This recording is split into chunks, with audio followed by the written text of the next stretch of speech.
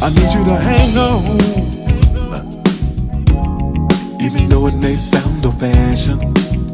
Ooh, yeah. Things are slowly getting better. Just keep on standing tall. Don't sit back and let someone else do it. Put your mind and your body into it. 'Cause I believe in you and the things you do, yeah. Stand up, no time for sitting down. No, no, no, no. I know that we can make things better. Spread the love around. Spread the love around, yeah. Be that medicine. Go out in the world and start healing. Let them know just who you are. Make them see you're a shining star. That's what you are. You don't have to prove to anybody that you're an equal. You demand to be heard. Let your actions speak louder than your words, yeah. Follow your dreams, get just what you deserve. I need you to stand up, get on up now. No time for sitting down. No, no, no, no, no. I know that we can make things better. Come on, y'all, we can spread the love around. Yeah. Hi there, I'm Clarence Waldron, and thank you for coming to Black Muse tonight. That voice you heard, the one and only Will Downing is with us, the Prince of Sophisticated Soul. So, Will, let's talk about that song, that album, and this pandemic and all that good stuff. Yeah, well, that song, Stand Up, is one of the songs taken from my latest release. Let me do some plug here. Yeah, the Song Garden. Yeah. It is album number 24. And yes, I'm old school, so yes, I did say album. Album okay. Number 24 for me. And yeah, man, it's an empowering type song, you know, being that we were all home for this pandemic. You know, you get to watch a lot of TV and you get politically motivated and you want to get involved. So that song is my way of getting involved and trying to get my peers and my contemporaries to do the same thing. So yeah, stand up, get involved, no time for sitting down. Yeah. So what have you been doing since this whole pandemic? It's been a year. What are you doing? Yeah, you know what? I didn't expect to be making an album, but yeah, that's that's what I ended up doing inadvertently. You know, when this thing started, it started back in March. And I was supposed to be, literally, I was a week before they shut down everything, I was on my way to Europe. And I got a call from the promoter late at night. It was like crazy, like 1 or 2 in the morning. I get a call from the UK, and they were saying, "Hey, are you still coming?" So I'm like, "What do you mean? Am I still coming?" They said, "Yeah, well, Howard Hewitt called and he postponed the dates that you guys were supposed to be doing. You guys are going to be at the same time." I said, "Well, why did he postpone?" He said, "We don't know." So I said, "You know what? Let me call Howard." So I immediately jumped on the telephone. It was about 2 o'clock in the morning, East Coast, which is where I am. Howard lives in LA. So I was like, well, it's 11 o'clock there. Let me call him. So I call Howard. I'm like, "Yo, what's going on? I heard you just postponed some dates. Are you all right?" He goes, "Yeah, man, I don't feel comfortable with this pandemic thing. I don't feel comfortable getting on a plane." So I'm like, Right. "Yeah, you sure, Howard?" He was like, I said, "Man, this thing will be over in a week or so, man. Just chill." I said, "Man, give us some shots, or give you a pill or some Robitussin or something like that. We'll be back to work in no time." And come to find out, he was more right than I believe. So I called them back immediately, and I just said, "Hey, I'm going to postpone as well." And of course, the people over there, got upset with me, as I'm sure everyone did, as dates and things were being canceled across the globe. And I decided, let me just do one song to appease everyone and let them know, listen, I'll be back in no time. So I recorded a song called "Right Where You Are" off of this same album. So it was actually the first single off the album. And just to let them know, listen, I want to be right where you are, but I can't right now, but I'll be there in a few months. Few months turned into more months than we could ever imagine. So during this time when we were off, what did I do? Da, da, da, da, I recorded my 24th album. Okay. Now the title is The Song Garden. Uh-huh. About that. Well, the Song Garden, I entitled it that because there's a song on this album that pretty much speaks to everything. So the first release was "Right Where You Are," and that's almost like an old school house sort of a song. It's 120 beats per minute. It's an old school kind of good feeling sort of thing. And obviously there's a message there. Stand up, we explain that when to try to get people involved politically and to just get involved in things that go on in your community and in the world. There's a song called, make sure, we have a wedding song called "Say Yes," or proposal song. So if you don't know how to propose to the one that you love, let the song do it for you. So it's called "Say Yes." There's a song on there called "Chocolate," which is a spoken word piece. So that has all the nutritional values of chocolate, along with some sexual connotations attached to it as well. We have so there's something on this album that speaks to a little bit of everything. So that's why it's called The Song Garden. It's a garden of music. Okay, all right. So now, how about the recording of it? Virtual recording? Did you have the musicians do it at their house, or what happened with that? Well, you know what? I've done albums like this before, but not a complete album. So, and what I mean when I say that is that I never saw another human being during the whole recording process of this record. So I'm lying. I saw one person. I have a friend of mine who's a bass player who lives like 4 blocks away, and I had to record some upright bass. And I called him, and actually he's from Chicago, brother named Kenny Davis, plays upright bass, and Kenny doesn't live far from me, so I needed upright on a song, so I called him, and he came by and he did his thing. But even then, he stood on one end of the studio in my house, and I was at the other, and we made it happen. Wow. Okay. Yeah. Now you co-wrote all the songs and you produced the album. Yeah. How long have you been producing your own music? Oh, since day one. From day one? Oh, yeah, okay. Since day one. Yeah, I mean, my first album came out in '88, and we did a remake of Denise Williams' classic, "Free." So yeah, that was But I've been, you got to remember, I've been recording since early '80s as a background vocalist, as a producer, as a writer. So when I released my first record in '88, it was only natural. I mean, I was a natural in the studio because I had so much experience working with other people. So yeah, I've been doing it since day one. Right. Okay. Now, my girl Mesa is on this album, isn't she? Yes, Mesa. yeah. We have a duet on the album called "Give You," and Mesa and I, we pretty much go back and forth. It seems like every other album, either I'm guesting on a record that she's done or vice versa. So it's a beautiful song, and Mesa sounds freaking amazing. She sounds amazing. I mean, we got her to use a part of her voice that a lot of people had never heard before. So people were sending me inbox messages saying, "Who's the young lady on the record? Who's the young lady on the record?" And I'm like, "Well, read the record." And I come to realize it. So I'm publicly apologizing. I didn't put her name on the record. So I don't know what I was thinking about.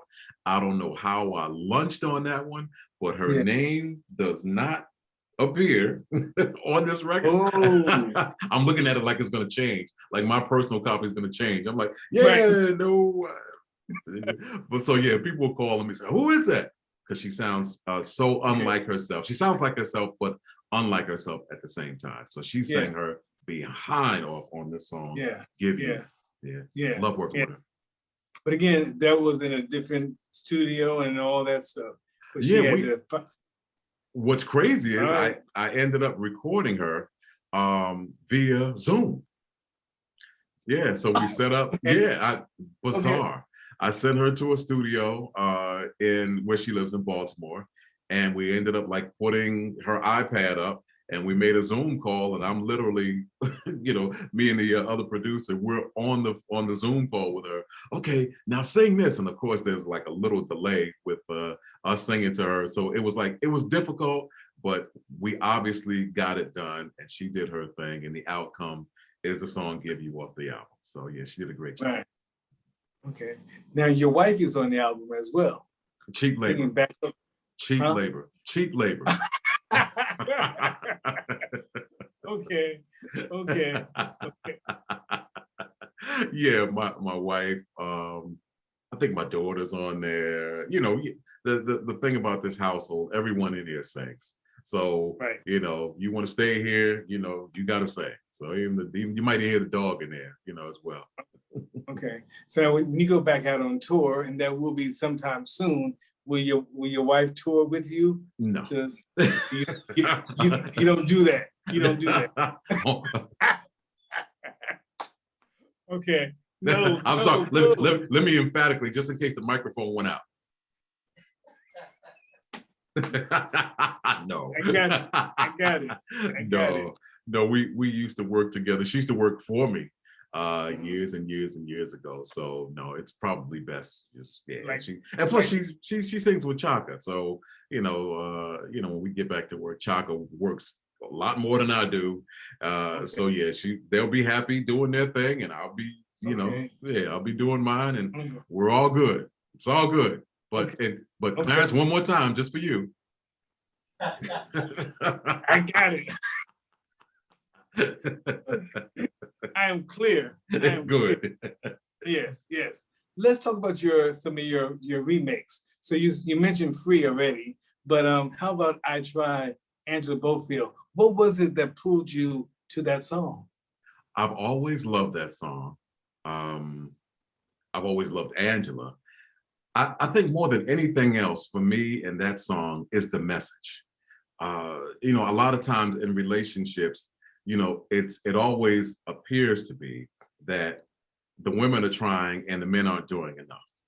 So that's kind of the vibe that comes off of the original. It's almost like, hey, the guys aren't doing anything. I'm trying to do the best I can for you. It's not enough. And, but a lot of times in relationships, it goes both ways, like, listen,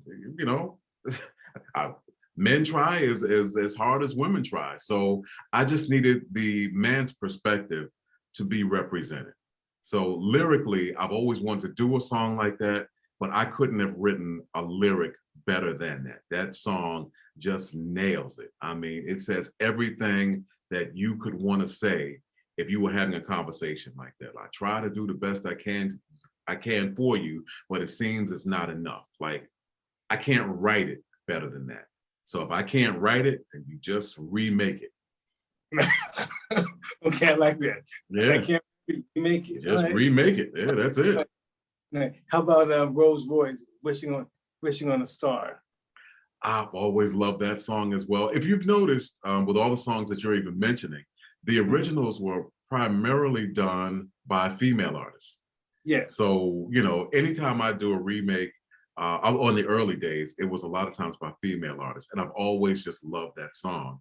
And I could hear it in my own way. Like I've always heard it like a little jazzier, especially with the acoustic piano and that sort of thing. So I just did it, you know, the kind of the way I heard it. You know, that's with every remake I've ever done, that's my attitude. If I can hear me singing it a different way, I'm not trying to mimic what the original was. You know, if you're going to do a remake, you know, you got to put your own spin on it, and you got to bring it, you know, you got to bring it hard, because it's hard to knock the king off the top of the hill here. So you know, you got to come hard when you do it. You got to do it right. Right. Now, how about A Love Supreme, John Coltrane? That's a whole different. Talk about that. As a whole nother thing, and which actually was not my idea. I mean, I give credit where credit's due.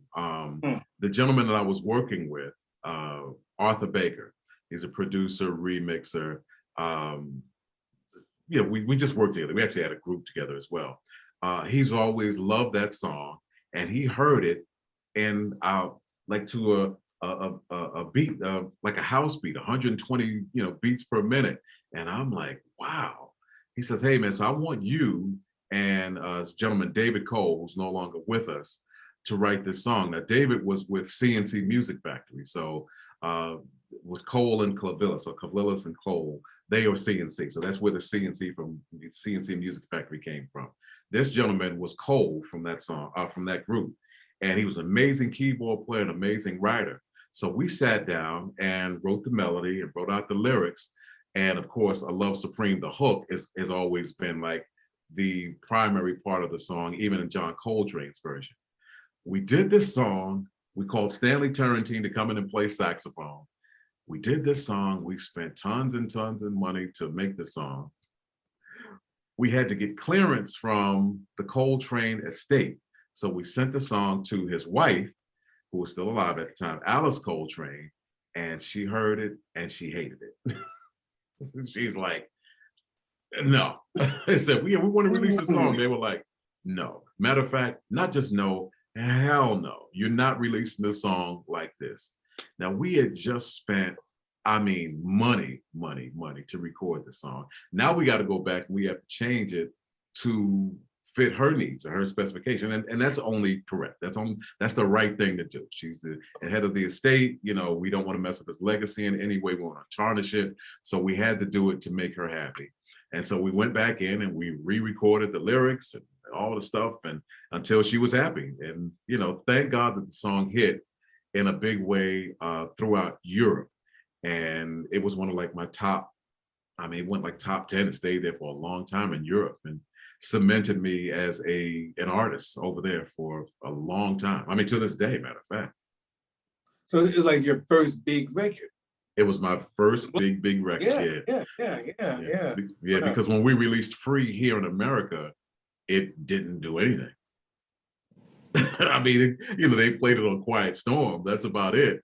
But yeah, I was expecting, when our first record came out, I wasn't even thinking about Europe or the UK in any way, shape, or form. I just wanted all my friends in the neighborhood to hear me on the local radio station. That was my goal. That was it. So I'm like, yeah, I mean, you know, when that station is WBLS, and I was like, you know, and Frankie Crocker, I think, was alive at the time. I'm like, is Frankie playing this? Frankie Crocker playing my record? Like, nope. I check with my friends. You hear my record? They're like, nope. So my record was being played at like 2 and 3 in the morning, you know. So no one heard my record. And then all of a sudden, my phone started ringing from a booking agent who was like, hey, man, we got some gigs for you over in Europe. You can make it over there. We can get you over there if you want to go and work. And I'm like, I wanna. I had looked at my bank account. I was like, I want to go to Europe. Okay. So we ended up working over there like quite a bit. Right. And I know there's one song that you really cannot, you know, you cannot do in concert, and that's nothing ever felt this good. Oh yeah, nothing has ever Rochelle felt like Farrell. this. Yeah, Yeah, Rochelle Farrell. Yeah. Big song. A song that I didn't anticipate being as big as it is, and for no other reason of my ignorance. As a recording artist, we think that everything is going to be big. We think that every song is going to be the world changing. I've got 24 spots on my wall for every time I released a record that I thought was going to go platinum. I'm like, I'm gonna leave a spot on my wall there because it's going to go platinum. I got 24 empty spaces. So you never know what's going to hit. And Rochelle, who I did not know before we recorded the song, came up with this amazing song that you hear today. But it is not a traditional kind of R&B duet. It's just not. Even when we were recording it, it was like, well, where's this fall? Like, it falls on this. And all of us kind of like, that's strange. That's weird. But we all did it, and we all complied with what she wanted done. And turns out she was right. We were wrong. I mean, she was way ahead of us as far as the recording process and her thought process in recording. So yeah, she was 100% correct. We all stand, we all apologized. like we didn't know. Yeah. So, but yeah, if I don't do this song to this day in concert, it's gonna be some furniture movement. I know it. Let's go back to your last album or the album before that. Mm-hmm. You did Deja Vu, the Dionne Warwick classic. What brought that on? And has she heard the song, your version? You know what? I don't know if she's heard the song. I'm not sure. And I know her. That's the crazy part. Thanks for bringing that to my attention. She's on Twitter all the time now, so I'll reach out to her on Twitter.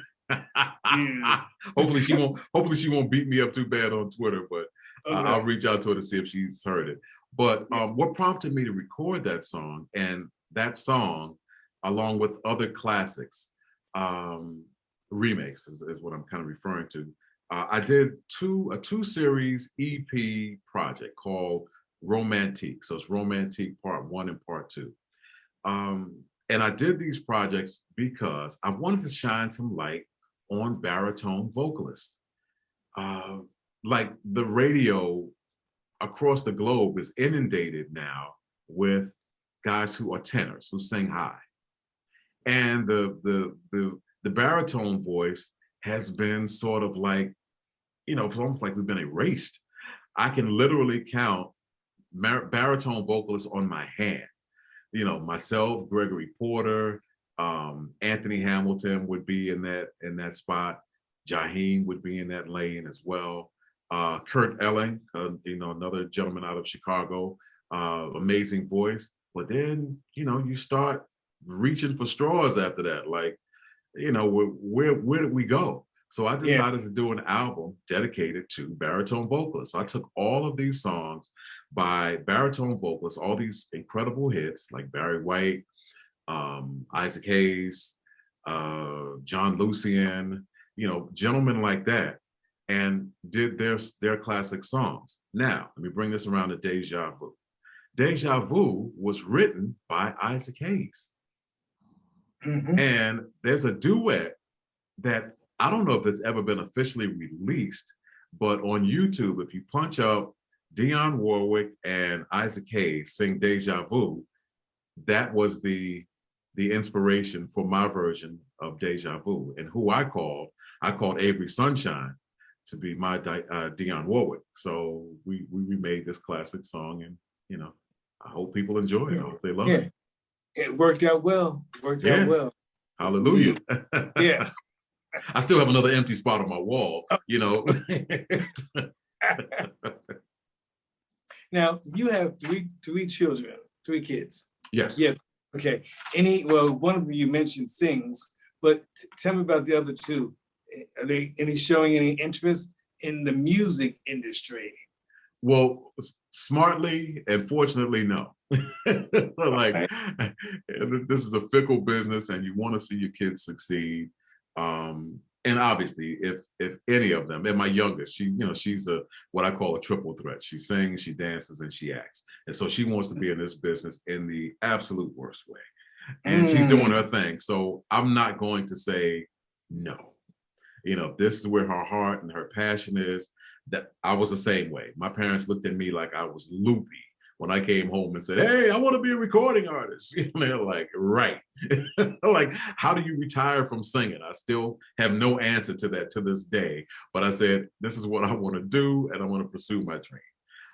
My other two, I have one that is an esthetician.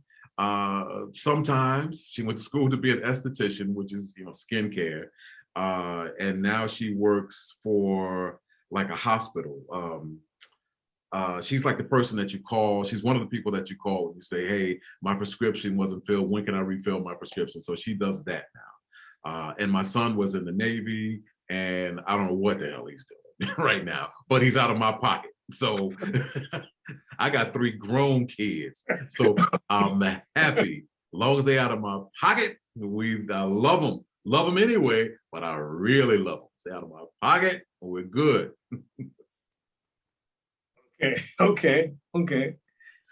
Talk to me about your radio program, Wind Down. Where can we hear that? Well, you can, Go ahead. Yeah, you can hear my show. If you come to like any of my websites, you go to willdowning.com, or you can go to theprinceofsophisticatedsoul.com. There'll be a link that you can click on to hear the show. And I'm in different parts of the globe. I'm in Chicago, I'm in New York, I'm in Baltimore, I'm in Vegas. So my show in Houston, my show plays in about 30 markets. I started doing the Wind Down probably like 2008, 2009. And what it was my foray back into the music business. In 2006, 2007, I got really, really ill. And it put me down for about a year and a few months. And on my comeback, obviously I couldn't come from not being able to, from being immobile to jumping on stage and performing. So the one way that I was going to let people know that I was still alive, still viable, still whatever, was to do like a radio show, a weekly show. And so I've been doing a weekly radio show since then. And what I try to do is I try to highlight, I play songs that you know and songs that you love, but I also like to dig into albums. As a recording artist, we record all these songs, and a lot of times we put so much emphasis on the singles that the other songs on the album just don't get the daylight. So I would assume that most artists feel the same way. Like, yeah, I wish somebody would play this. I wish somebody would play that. Well, I'm the guy who's going to play this, and I'm the guy who's going to play that. So I dig into their albums, and we kind of show another side of the artist.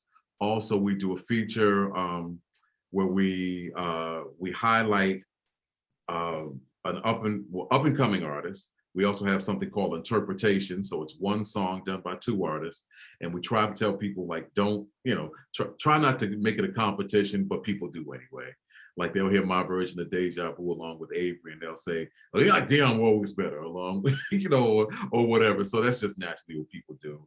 And then we also pay tribute to a legendary artist. So it's all of that wrapped up into a 1-hour show with not a whole lot of talk. It's definitely music is the primary thing here. We put all the emphasis on that as well. Okay, all right. Now, where can people get an autographed copy of yours, The Sun Garden? Wait a minute, let me get my microphone. Let me get my microphone nice and close here so everybody can hear me. Yes. You can get your copy of The Song Garden. You can get your copy of The Song Garden on my website, an autographed copy on my website, and that's called theprinceofsophisticatedsoul.com. theprinceofsophisticatedsoul.com. You can order it there. You can also download the MP3s there as well.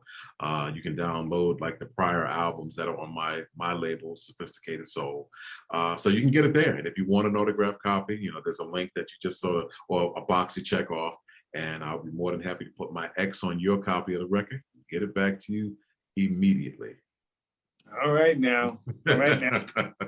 You sort of mentioned some of your health challenges years ago. What was happening back then, and how are you now? How are you doing now? Because when I saw you, you're walking and everything is fine and dandy. Thank the Lord. Yeah. Thank the Lord. Thank the Lord. Well, what was happening with me was I did what most men do. I didn't go to the doctor. I wasn't feeling, I wasn't feeling quite myself, and I felt myself slowing down. And I just started, I just kept making excuses as for why things were happening or why things weren't happening.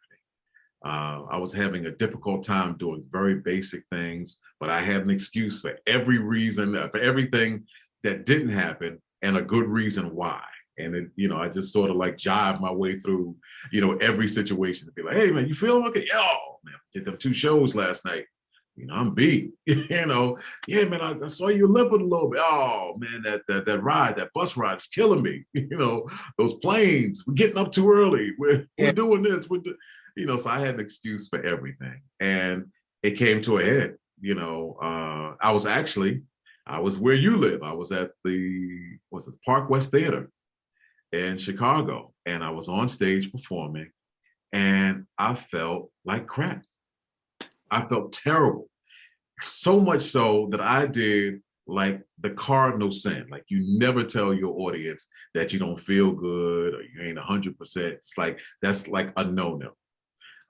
Or you tell them that you're sick. It's like a no-no. You just either, if you show up, then you perform. So I felt so bad that I had to say to the audience, like, hey guys, I'm not feeling great.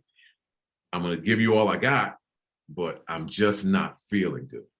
And that next day, the next day, one of my good friends who lives there took me to the airport. I was so beat up and so tired. I was like, yo, man, you can keep my luggage. I went in my pocket, gave him a couple of dollars. I was like, mail it to me. Because I couldn't even pick it up. That's how weak I was. I couldn't even get my luggage out of his trunk. And I was just like, man, just leave it in there. Here's some money, mail me my clothes. And I dragged myself on the airplane. I dragged myself to baggage claim. And I called, I was like, hey, come pick me up. I dragged myself into the car. And the next day, I said, let's do something normal. Let's all go to the movies. I can't remember if it was next day or a week later or whatever. I said, let's all just go to the movies. Me, my wife, and my daughter. And we jumped in the car and we're going to the movies.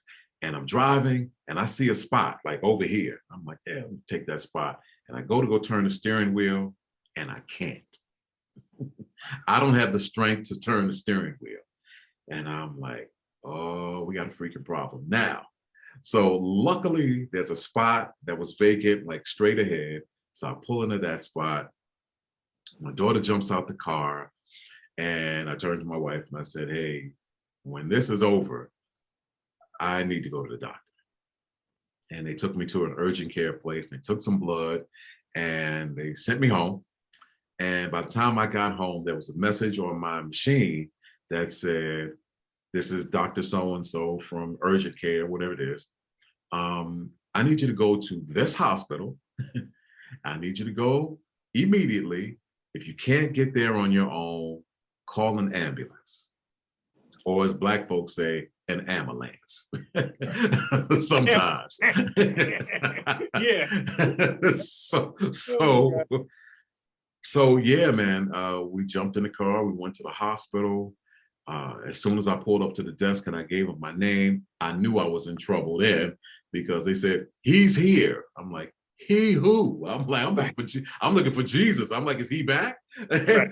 And like, no, he's here. No, you. And like, don't move. And they immediately put me in this wheelchair and they ran me upstairs. And the next day I was paralyzed. Boom. Wow. The next day, it was like curtains. I was like, are you kidding me? I was like, I'm gonna get up and go and I tried to move. It was like, so that was that. I ended up staying in there for 3-4 months, maybe. From that day, I was hospitalized for 3, maybe 4 months. And then they were like, well, we've done all we can do for you. And, I mean, it was not like I jumped up and I started walking. I could move a little bit more, but, I wasn't walking. And so they sent me to a rehab center, and then I went to a rehab center for a short period of time, and I got sick. I got pneumonia, and they sent me back to the hospital, and I was in the hospital again for another 3 months or 4 months or whatever. And so I just kept ping-ponging for like a long time. And I had read up on the disease or disorder, which is called polymyositis, which is an autoimmune disease. And for those of you who don't know what that means, it's where your cells attack each other. They said that it could be a year before you start seeing any glimpses of you coming back from this. It could be a year to 5 years. And if you don't get better within 5 years, the person that you are, that's what you're going to be for the rest of your days. Yeah. So I'm boo-hooing. I'm like, come on, God. I'm negotiating. Like, come on, man. I'm praying. Come on, brother. I'll be a different man. Get me out of this. Okay. Yeah. Hey, man. Yeah. I'm doing all of that, and with the the God, doctors, whole bunch of meds, your family, physical therapy, occupational therapy, I was able to kind of get back. I mean, after about a year and a few months, very little things started happening that I couldn't do like the day before, or the day before that, or the week before. And I was like, I looked at those little things as like monumental, so I was like, okay, all right, now we can fight. All right, great. Come on. I'm on my way back. And, obviously you have to relearn how to do everything, how to walk again. I lost my voice, so learn how to, read everything, literally read freaking everything. And so, yeah, that's, that was my journey. That's my testimony. I'm here. I'm grateful to God. That's why I tell people now, go to the freaking doctor, have some faith. You're looking at, I was death on a stick. I was down to 120 something pounds, maybe. It might have been less than that. At my worst, I was down to that. And they were like, they had the dirt on my face. They were like, yeah, he's out of here. He's gone. And I'm like, nah, I got faith. I believe I'm coming back. Yeah. I believe. I mean, that's all I kept saying. I believe I can do it. Come on, God, give me a shot. Cut me a break. Come on, man. I'm telling you, I'm gonna be different. Yeah. So God is great. Chicken is good. Now, God ain't good. God is great. Chicken is good. God is great. All right. Yeah. Now, didn't you even have to record an album on your back? Yeah. Come on. Yeah. I cut the After Tonight record. I'm looking at it at the wall here. Yeah, this one right here. Yes. Yeah. We cut that from a hospital bed, from a wheelchair. Yeah. I mean, and if you listen to that record, I had already started it. So there's about 3 or 4 songs that we had cut before I went down. So I think it's like Meet Me on the Moon was one of them. No One Can Love You More. I'm sorry, it was a Phyllis Hyman song. That's all I can remember. So No One Can Love You More, and I think 2 others. After Tonight, the song After Tonight was on there as well. But then if you listen to the album, there's a vast difference. Like there was, before I got sick, and then there was like sick. And you could hear it.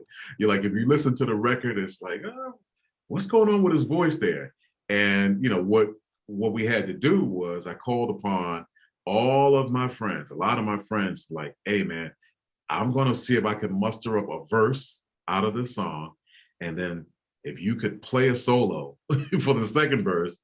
And so if you listen to it, it's very little singing on it. And it's a lot of soloing.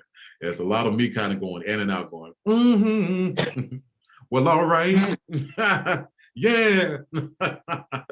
So it was all that. So, but we had to make this record because I was broke. I had no more money. My health care, was running out and was pretty much gone.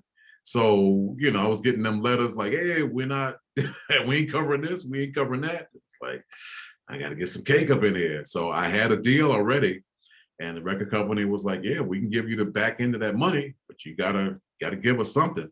So we Frankenstein the After Tonight record together. You know, myself, Rex Rideout, who, you know, man, I love that dude to death. So, you know, he would fly here to my home. He'd put the microphone in front of me. I'd sing whatever I could, you know, that day. You know, he would go back to his hotel and come back the next day. We just kept piecing it together. He would do this. We did this for months. He would go back to LA and then he'd fly to New York. We record a little bit and then I'd try to cut a little bit on my own. And I had friends come by and do the same thing. They knew nothing about recording. I was like, put the microphone here, click on this on the computer, press this. All right, press record. And then we get a little bit and I say, I didn't get it. All right, stop, go back. They knew nothing about recording. I said, just do it. And we Frankenstein this record together. So yeah, man, I have some great friends and I have great family and I love them. I love them to death, man. Ain't nothing they can do about it, damn it. I love them. Yeah. Wow. That's a long journey. Yeah. That was a journey. Yeah. Yeah. Hey, man. Hey, listen, you know. Yeah. You know. Yeah. Because I'm a stroke survivor. Mm-hmm. So I know. And when you saw me down in Dallas, I think it was. Yeah. Mm-hmm. So yeah, it's serious. Yeah. Very, very serious. Yeah. Listen, if you live long enough, I haven't seen anyone, and I don't know anyone that has gone this journey without something happening. Something is going to happen to you. It's going to happen. That's just it. Everybody is going to have a test. The thing is, are you going to have a testimony? That's the whole thing. You make it through, you know, turn your test into a testimony. So yeah, that's my testimony. And hopefully it's inspiring to others, you know, to do the right thing, take care of yourself. Some things you cannot help, but even then have faith. So, boom. Right. Okay. So almost done.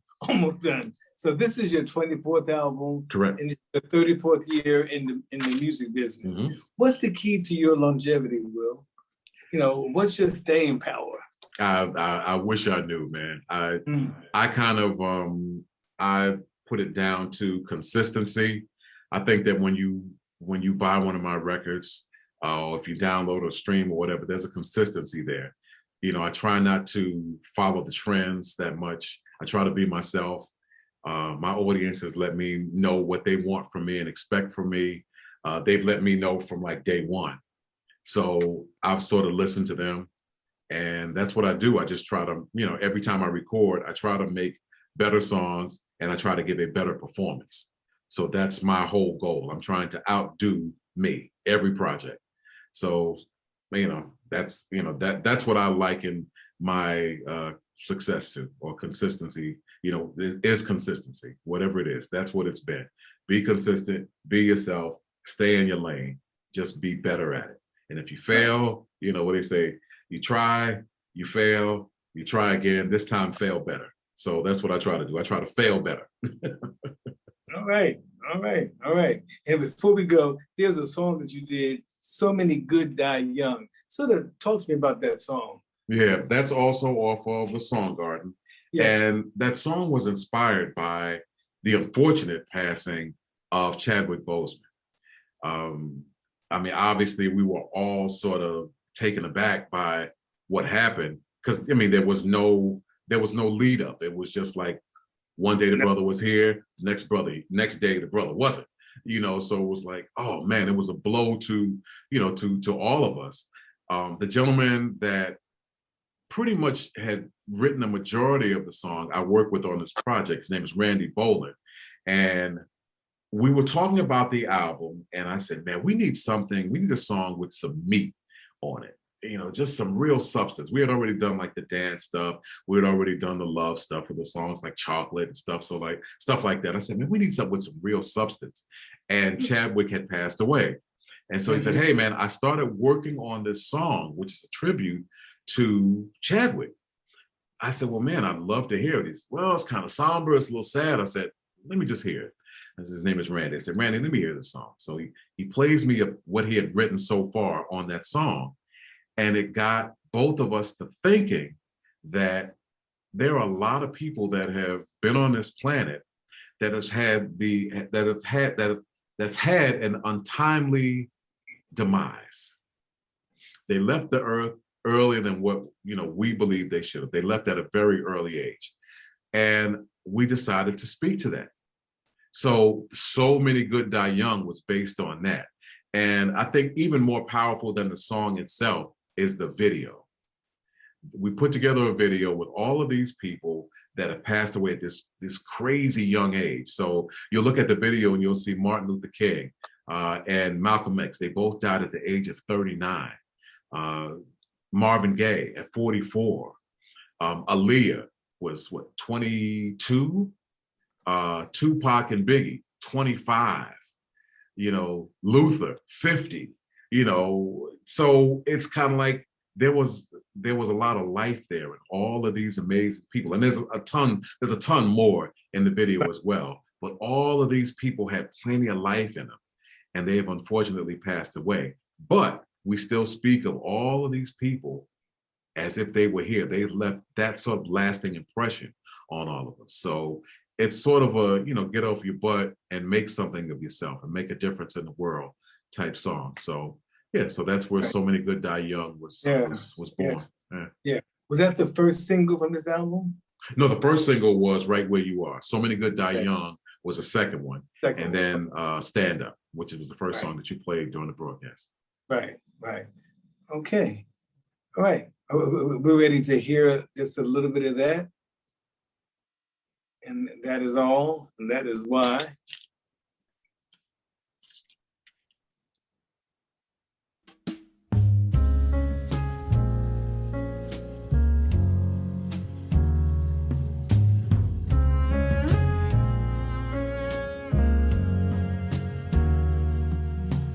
Why do the good die young? Too many leave unsung, gone in their prime, but there's no right time when we revere them. So many good die young.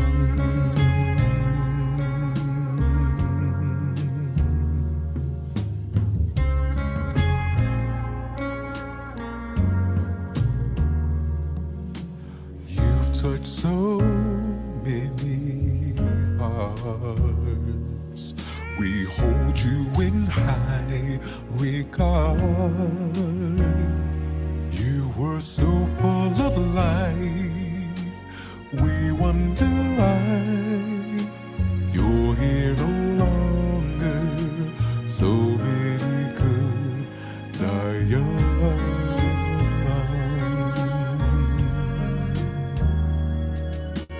No one could ever replace you. My mind will never erase you. Everyone knows good things come to an end, but I still miss you, my friend.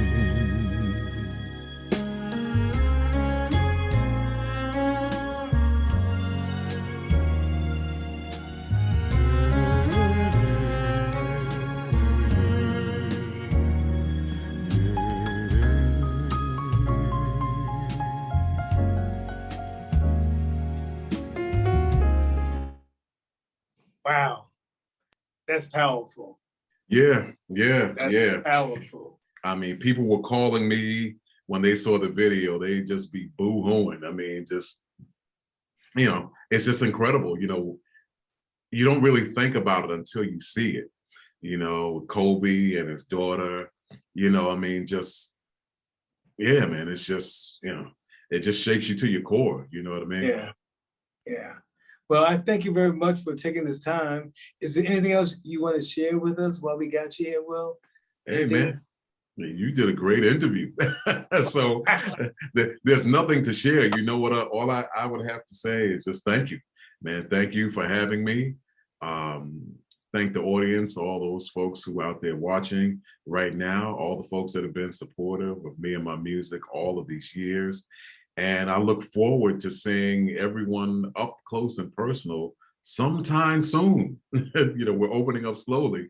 So, hopefully we'll be back out on the road doing what we do and back up on stage, before the year is out. I mean, I'm certainly looking forward to it. Cool. All righty. Well, thank you very much for your time. I appreciate it.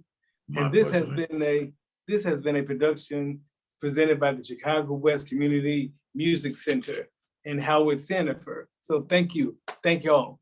All righty. See you. All right.